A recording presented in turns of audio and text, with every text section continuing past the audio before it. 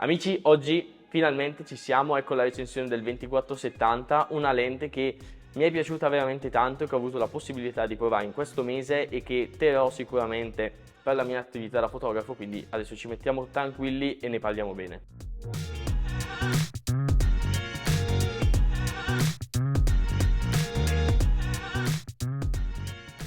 Allora, come prima cosa bisogna pensare al perché acquistare questa lente. Nel mio caso ho comprato questa lente perché mi serviva un tuttofare definitivo, di qualità e che fosse duraturo nel tempo. Per questo ho scartato alternative più economiche ma che sacrificavano un po' di qualità come il 2875 di Tamron e sono voluto andare su una lente che è pesante sia a livello di costo che fisicamente proprio, però è una lente importante che può essere definitiva per i lavori che dovrò fare in questi anni. Come caratteristiche principali, proprio andando sulla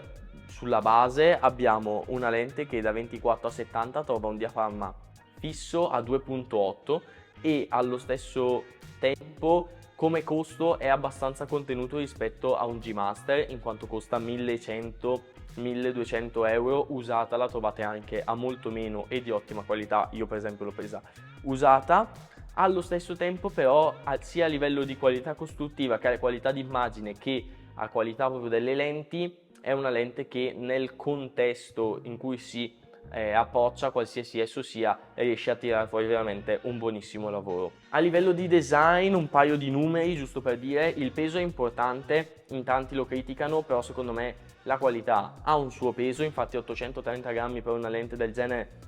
non sono eccessivi. È vero, dopo una giornata di lavoro o una giornata di street il peso lo senti, però insomma io ho girato 7 giorni a New York con lei, 4 giorni a Roma, non ho avuto problemi di male al polso o cose, quindi sono problemi a cui si può ovviare. La qualità costruttiva è molto interessante, a tasti è messa bene, ha un tasto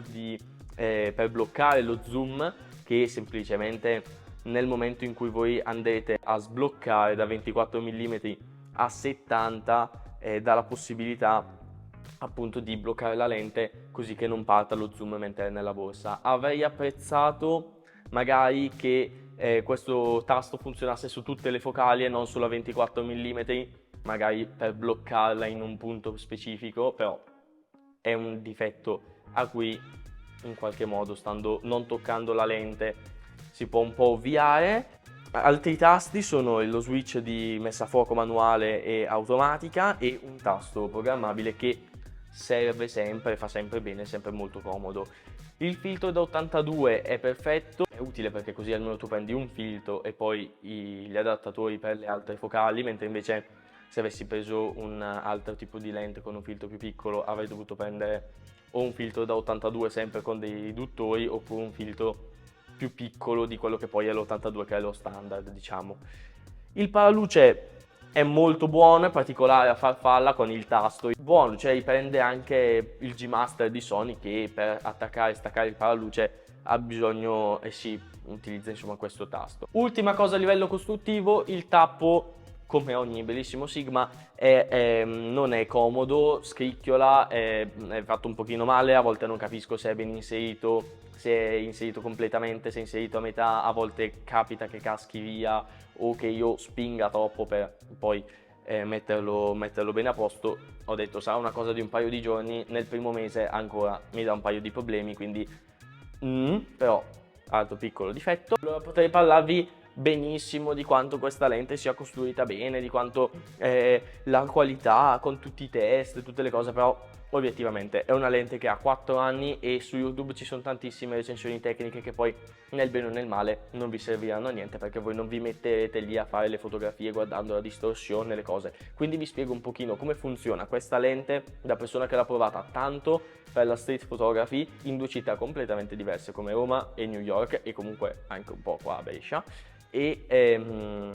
come funziona invece con i ritratti in studio, come si comporta, come va questa lente nel 2023 anche accoppiata a una Sony A7 III. Allora, partendo dalle cose che mi sono piaciute, ho apprezzato tanto la nitidezza. Sigma ci siamo, a livello di nitidezza molto bene.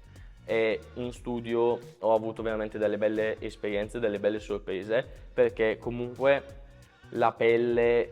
cioè proprio si vedeva il dettaglio nella fotografia e nonostante la nitidezza nella parte a fuoco, lo sfondo è molto molto morbido, lo sfocato è molto circolare, è morbido e dà un senso di uniformità alla lente che ho apprezzato veramente tanto, anche solo nello scatto in studio, dà un senso a tutta l'immagine di una cosa fatta bene, giusta e uniforme, senza avere punti in cui la lente lavora meglio o peggio. Molto molto apprezzato e molto molto buono. Apprezzata anche la messa a fuoco, comunque sia in video che in foto non mi capita di avere delle clip o degli scatti che non sono a fuoco, anche a diaframmi magari più aperti in cui il piano focale è molto ristretto o anche in condizioni notturne, sempre molto bene. E questa cosa un pochino mi ha sorpreso perché ho pensato magari il G Master su questa cosa lavora molto meglio, per questo costa anche il doppio, mentre invece lavora veramente bene in modo molto preciso. Sono tornato, ho fatto 1500 scatti tra New York e Roma, non ne ho trovate molte fuori fuoco, cioè 2-3 forse, quindi sono stato veramente molto contento. Un'altra cosa che ho apprezzato molto è il 2.8. Il 2.8 fisso, ovviamente, perché su una lente di un certo tipo si deve avere un diaframma fisso. Si poteva mettere un F4 per risparmiare sul prezzo, invece qua sono voluti andare sul 2.8 che come caratteristiche si comporta veramente molto bene, vi permette di avere buoni scatti notturni, vi permette di staccare bene il soggetto dallo sfondo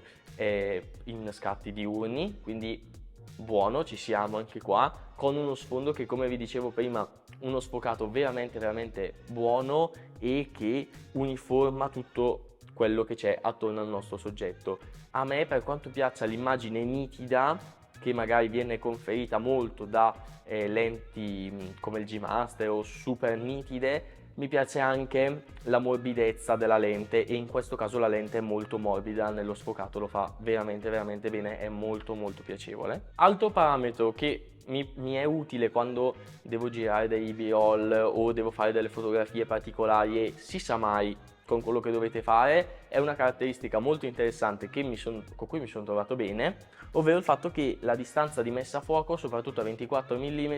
è molto ravvicinata. Non è una lente macro, però tu puoi scattare a 18 cm e quindi avere dei dettagli subito molto presenti che puoi vedere da molto vicino e fare delle inquadrature comunque particolari. Quindi anche se non è macro, è una cosa che su questa lente c'è ed è molto interessante. Conto luce, nonostante in tanti critichino il flare, in video sicuramente si vede ed è difficile da mettere a posto, da aggiustare. D'altra parte invece in fotografia, se avete un attimo per prendervi, per girare un po' l'inquadratura e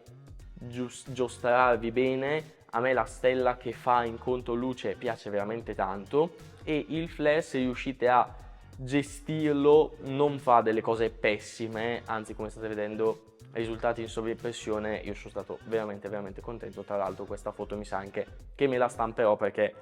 mi ha lasciato veramente molto soddisfatto. Belli colori, belli in questa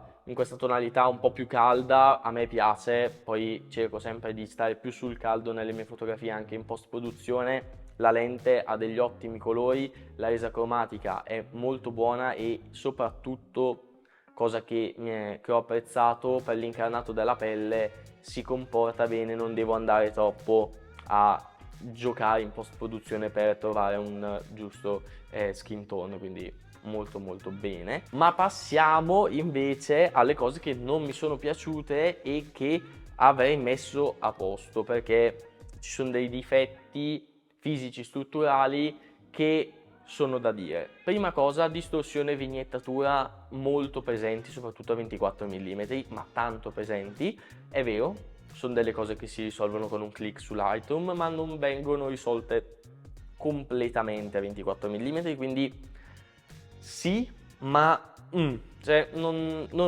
devo essere sincero, non ho apprezzato molto questa cosa, anche perché l'immagine vista prima e vista dopo cambia molto e boh, non lo so, non mi è piaciuta come cosa. Altro difetto che non mi è, cioè che ho sentito e che io sono un maniaco e questa cosa mi fa paura, espelle aria nello zoomare e prende aria nel rientrare. Questo causa entrata di polvere, granelli di polvere che nel nostro lavoro sono sempre dietro l'angolo, e un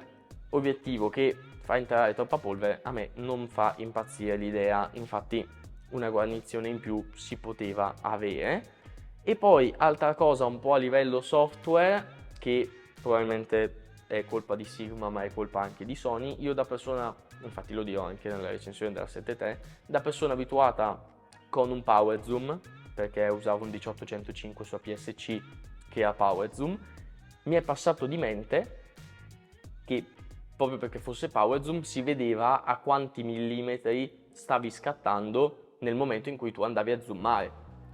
mentre invece questa qua, zoomando fisicamente, non ha il riquadro sul display nel mirino del millimetro a cui sei, della focale a cui sei, quindi tu devi sempre girare la macchina e guardare a che focale sei. Questo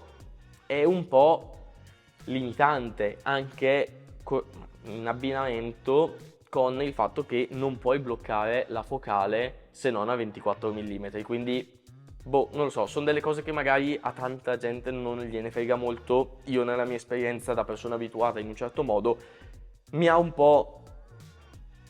destabilizzato, diciamo. Quindi per completare, cosa ne penso di questa lente in via definitiva? A me è una lente che piace, è piaciuta veramente tanto, gli scatti che ho tirato fuori con lei mi sono piaciuti ed è una lente che vi consiglio se volete un tuttofare per Sony full frame, perché dà veramente tante soddisfazioni. Il prezzo non è esagerato, perché 1100 euro per una lente del genere sono giusti, poi se lo trovate usato lo trovate a molto meno in buone condizioni come nel mio caso. Quindi veramente promossa, ottimo lavoro Sigma, la linea Art è sempre sinonimo di qualità. Sono veramente molto contento, adesso ho delle altre lenti Art da provare che vi farò vedere in prossimi video. Sono veramente soddisfatto di questa lente, nonostante alcuni contro che mi hanno lasciato un po' perplesso, però in generale molto bene, dalla qualità costruttiva alla resa in fotografia. Sotto l'aspetto video non l'ho provata più di tanto, questa è stata una recensione prettamente fotografica perché è quello di cui io mi occupo maggiormente, però se volete veramente comprare un tuttofare per Sony full frame, questo qua dura nel tempo e è veramente un'ottima scelta. Questo quindi era quanto, spero che il video vi sia piaciuto, che vi abbia aiutato un video nel 2023 su un prodotto così attuale ma comunque vecchiotto, e spero vi abbia aiutato per la vostra scelta e vi abbia portato a decidere insomma di comprarlo o meno. E basta, io sono Joe, ci vediamo in un prossimo video.